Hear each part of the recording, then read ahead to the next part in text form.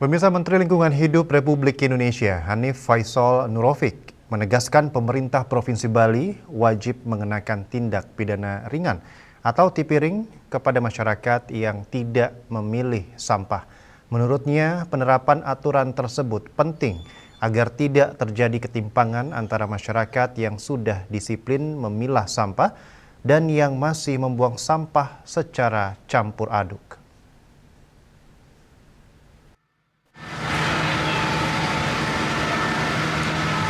Hal tersebut disampaikan Menteri Lingkungan Hidup RI Hanif Faisal Nurofik di sela-sela kunjungan ke TPST Kesiman Keterlangu dan Pasar Timur pada Jumat 17 April 2026 pagi. Menurut data yang diperoleh, lebih dari 60% masyarakat Bali di Denpasar dan Badung sudah mulai memilah sampah. Ia menegaskan bahwa angka pemilahan sampah di Bali bahkan telah mendekati 70%, sehingga perlu penguatan kebijakan agar masyarakat yang belum patuh dapat terdorong untuk mengikuti sistem yang sudah berjalan. Artinya pemerintah Provinsi Bali wajib mengenakan tindak pidana ringan atau tipiring kepada masyarakat yang tidak memilah sampah. Menurutnya penerapan aturan tersebut penting agar tidak terjadi ketimpangan antara masyarakat yang sudah disiplin memilah sampah dan yang masih membuang sampah secara campur aduk. Hal ini juga menjadi bagian dari upaya menjaga efektivitas sistem pengelolaan sampah berbasis sumber. Sampah pilahnya sudah mencapai 68%, 65% atau mendekati mungkin 70%, maka saya kira pemerintah Bali wajib kemudian menegakkan peraturan daerah tentang penggunaan tipiring terhadap pelanggaran sampah. Tidak adil bila mana yang telah pilah dengan baik tidak dilindungi dengan cara memberikan teguran paksaan kepada yang tidak pilah. Yang tidak pilah membuang sampah sembarangan, siapapun orangnya wajib dikenakan tipiring. Ini untuk memberikan rasa keadilan pada masyarakat Bali yang sudah berjuang luar biasa. Silakan melihat kota-kota yang lain.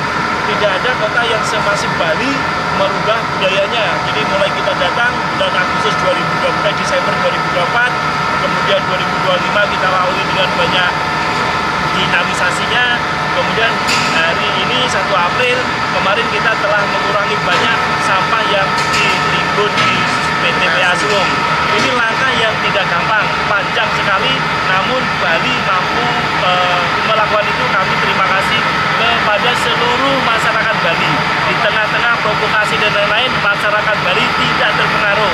Jadi ada 60% lebih masyarakat Bali saatnya ditertibkan yang tidak melakukan pilah, membuang sampah sembarangan, bakar sampah, segera ditangani melalui tipiring.